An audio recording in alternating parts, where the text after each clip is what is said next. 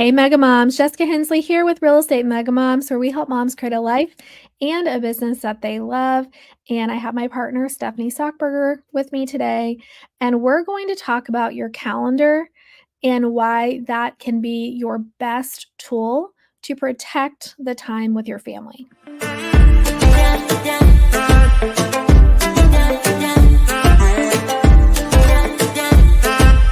Okay, Steph, so things are picking up again. We have one student in our course. She's in Texas, and she has 44 listings. 44 listings. Woo, wowzer. Yes, I remember that on one of the calls. My goodness gracious. And I think my listing count is going up. Is yours more than it was before? Yeah, our teams, yep. So I know that everyone's getting more calls and we've definitely seen more activity coming in. So yeah, definitely getting busier. So hopefully that's what everyone is seeing, and if you're not seeing an increase in business, there's the last podcast we recorded is all about lead gen, but this podcast is going to be dedicated to showing you how you can take your busy schedule and still protect the time with your family. And Steph and I were just talking about how it is so important to us. I mean, as the years goes on and as our kids get older, Stephanie has two adult children and then one kiddo at home still. And we just know that it's so important to protect, and it's easy for real estate to be all consuming, to take all of your time, to be on call or feel like you're on call with your clients. So, how do we protect that family time while still maintaining and still, helping as many clients as we want to? So how are you doing it, Steph?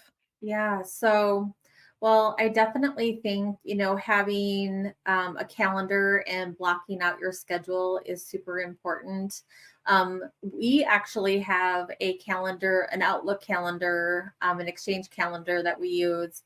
And then I also have a written calendar, and we also have a whiteboard calendar for the family upstairs. So I try to go ahead and just make sure that they all coordinate every week. So the upstairs calendar is more of like a family calendar. Like this is what Macon has going on during the week, like doctor's appointments and, football schedules and that kind of thing.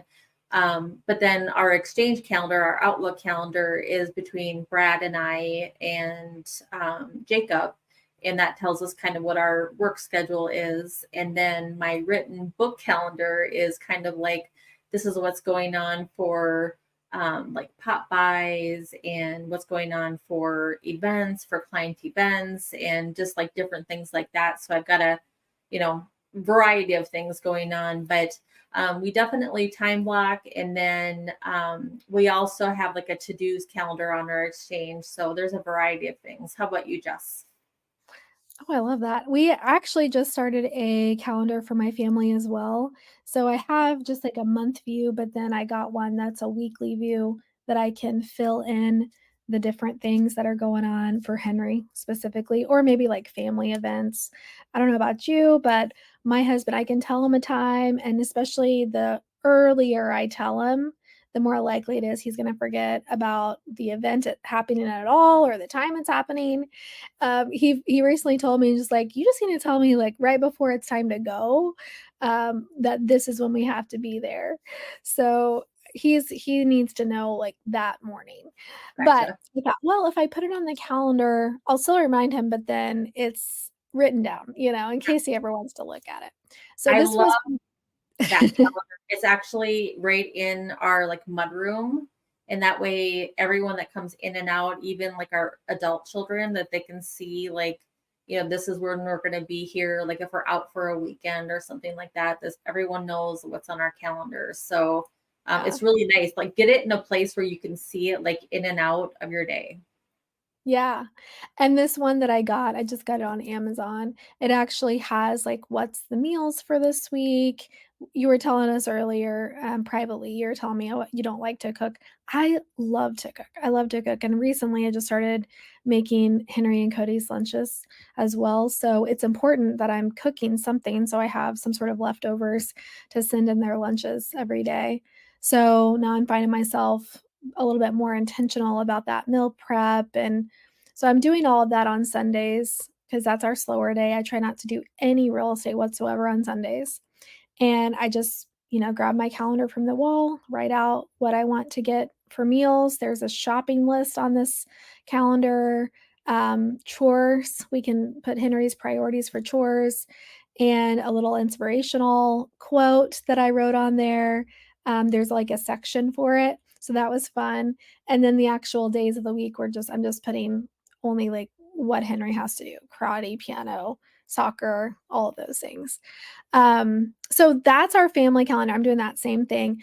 But what really, really, really, really has like transformed my life is putting everything on my digital calendar. I use Google just because that syncs with everything I use, my website, my email, all of that. And, Calendly is the app I use to like, the public facing app that I send appointments to my clients. So we utilize it for our listings, for the listing presentation, if somebody wants to find out what their home is worth, buyer consultation, EXP discovery calls, which, by the way, if anyone's interested in talking about EXP, we have some pretty cool things that we offer our downline. So you can click on my EXP discovery call below this video. But those kind of things, showing request, I send the link out to my buyers, and my showing agent does the same. We have a link for her as well. So we use that Calendly tool to allow our clients to book a time that works for them that's within my boundaries. So, if you don't know what Calendly is, those that are listening or watching us, Calendly, you can set up an appointment type. And by the way, it's not the only scheduling app out there. I think there's like Acuity, Schedule Once. There's all kinds of different ones, but I'm like, once I use something and I'm familiar with it, I just kind of stay with it. But Calendly, I mentioned the appointment type. So let's say it's a showing. I can create a new appointment type for showings, make it where they have to choose the location. I can set when I'm available to do that. So it's typically Monday through Saturday, not past 4 or 5 on a weekday, and not and on a weekend, I'm like between 10 and 2. I'll do a showing then on occasion. And so then I don't have to have the awkward conversation of, "Oh, well, I'm doing this for my family here or that." I try not to talk about what's going on in my personal life. I always say, "I have another appointment," but you don't even have to do that if you send this link out. So that has helped so much.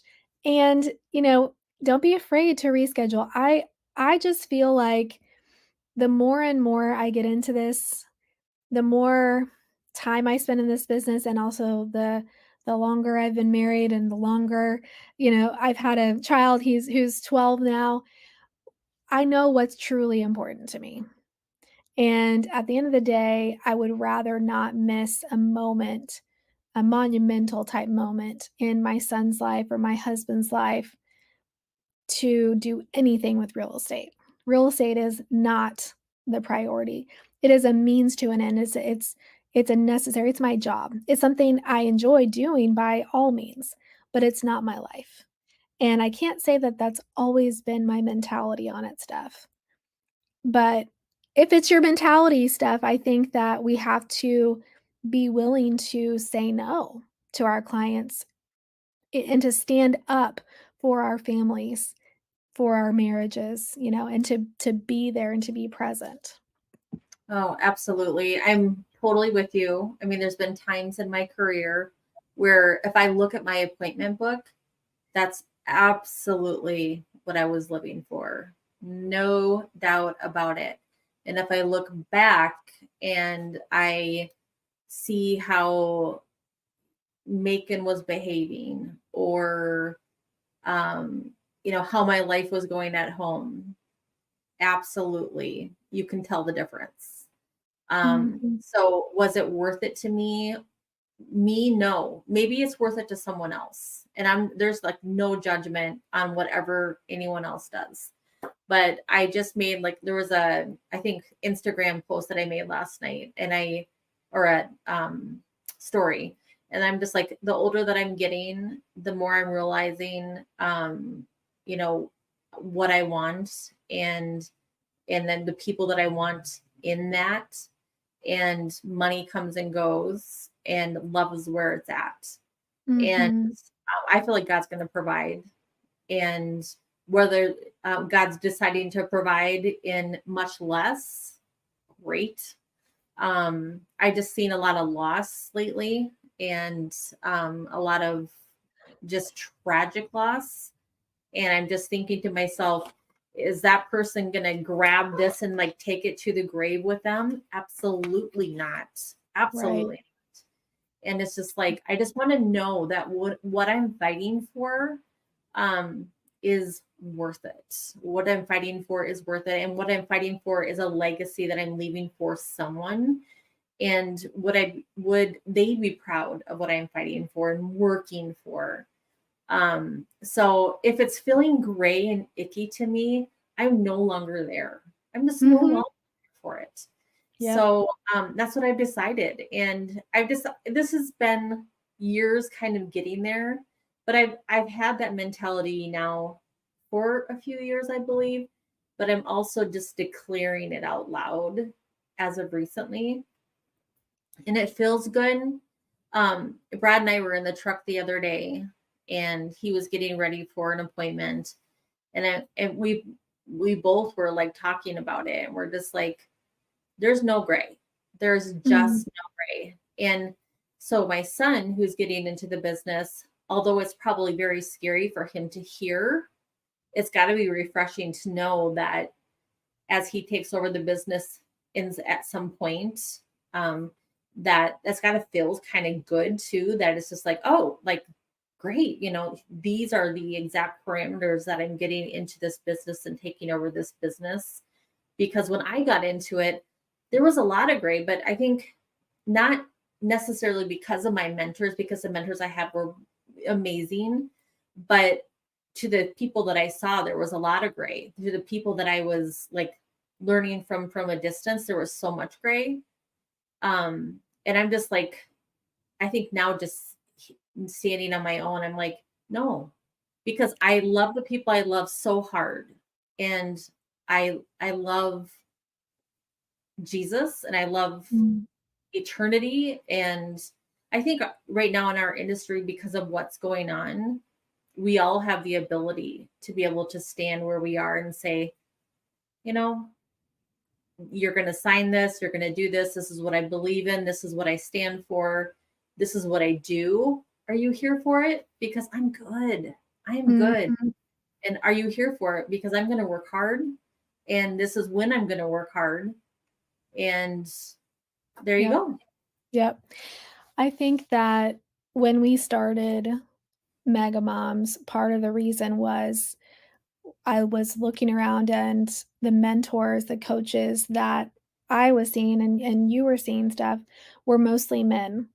Yep. And I think that it's high time that we as women recognize that we have a different operating system than a man. Yep. Oh, And we absolutely. have different strengths than a man. And we're always saying, "Oh, I can do anything a man can do," and maybe so, but are we meant to, and does that actually serve us? We have the gift of being able to be mothers. This is mega moms, so I'm assuming most women that are watching this are moms. And you probably have a significant other or had a significant other in your life at one time.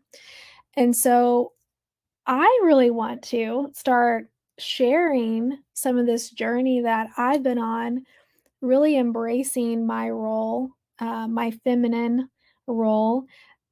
And it's okay to still, work. I'm not saying that I'm a stay-at-home mom now and I don't work and I do nothing, although there's nothing wrong with that either. Mhm. But I think that there is a way for us to bring our strengths into real estate and honor our families at the same time. Oh, absolutely. All right, moms, we'll see you in the next episode. Bye.